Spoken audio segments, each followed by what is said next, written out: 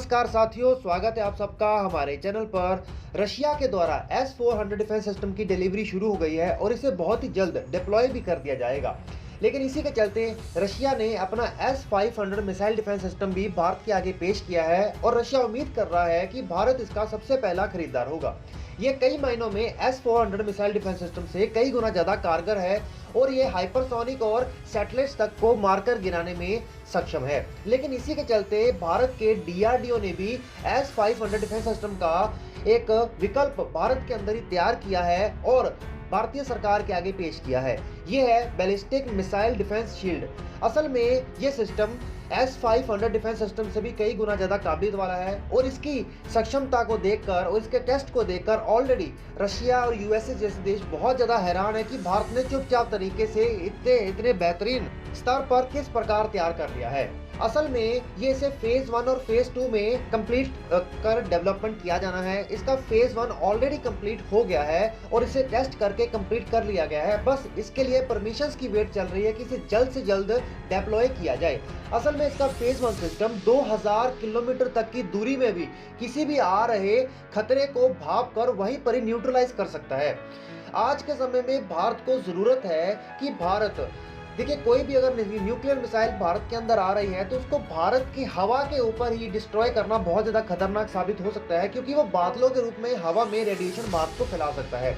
अगर हम दुश्मन की न्यूक्लियर मिसाइल को उसी के देश में डिस्ट्रॉय कर दें तो ये भारत के लिए एक बहुत ही बड़ी खासियत होगी, क्योंकि वे तो एक दुश्मन को ही उसके हथियार से तबाह कर देने वाली बात हो जाएगी।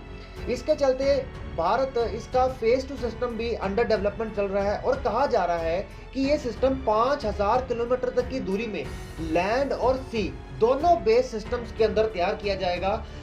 सबसे बड़ी बात तो ये है कि S-500 डिफेंस सिस्टम या S-400 डिफेंस सिस्टम ये केवल लैंड बेस्ड सिस्टम है, लेकिन भारत ने पूर्ण रूप से स्वदेशी रूप से लैंड और सी बेस्ड BMD सिस्टम तैयार कर लिया है, जो भारत को लैंड और सी दोनों में बहुत ही बड़े स्तर पर प्रोटेक्ट करने में सक्षम होगा। इसमें सबसे बड़ी बात तो ये होगी, भारत इसके अंदर ऐसी मिसाइल्स को भी डिप्लॉय करेगा जैसे कि एसेट मिसाइल, जो कि किसी भी सैटेलाइट को भी मारकर गिराने में कामयाब होगी, जो कि S-500 डिफेंस सिस्टम भी कर सकता है। अब दूसरी सबसे बड़ी बात इसकी ये है कि इसके अंदर AD-1 और AD-2 ऐसी मिसाइल्स को डिप्लॉय किया जाएगा जो कि हाइपरसोनिक मिसाइल्स को भी गिराने में कारगर होगी और यहाँ तक कि 2000 से 5000 की किलोमीटर की दूरी पर इसे मारकर गिराने में कारगर होगी और ये भारत को बहुत ही ज्यादा बड़े अच्छे स्तर पर काम एज देगा। लेकिन इसमें सबसे बड़ी प्रॉब्लम ये है कि इसे एक बार डिप्लॉय कर दिया तो दोबारा इसको वहां से हटाकर दूसरी जगह पे डिप्लॉय करना इतना आसान काम नहीं है। यही एक सबसे बड़ा कारण था कि भारत बहुत ही तेजी से S-400 डिफेंस सिस्टम खरीद लिया, क्योंकि भारत को सुरक्षित करना भी बहुत जरूरी था। इसका फेज 2 भी जल्दी बनकर कंप्लीट हो जाएगा और नियर फ्यूचर इसे डिप्लॉय भी कर दिया जाएगा। इसे सबसे पहले तो दिल्ली और मुंबई जैसे शहरों को प्रोटेक्ट करने के लिए लगाया जाएगा। इसमें सबसे बड़ी खासियत तो ये है कि इसका जो रडार सिस्टम है वो दुनिया का सबसे बेहतरीन रडार सिस्टम है। यहाँ तक कि S-500 डिफेंस सिस्टम का रडार को ही सबसे बड़ी दिक्कत माना गया है कि वो इसकी काबिलियत को लिमिटेड करता है और यहीं पर भारत को एक बहुत बड़ा एज भी मिलता है। और दूसरी बड़ी खासियत ये लैंड और सी दोनों बेस सिस्टम्स को इस्तेमाल कर सकता है, जो कि भारत को एक बहुत ही बड़ी एज देगा।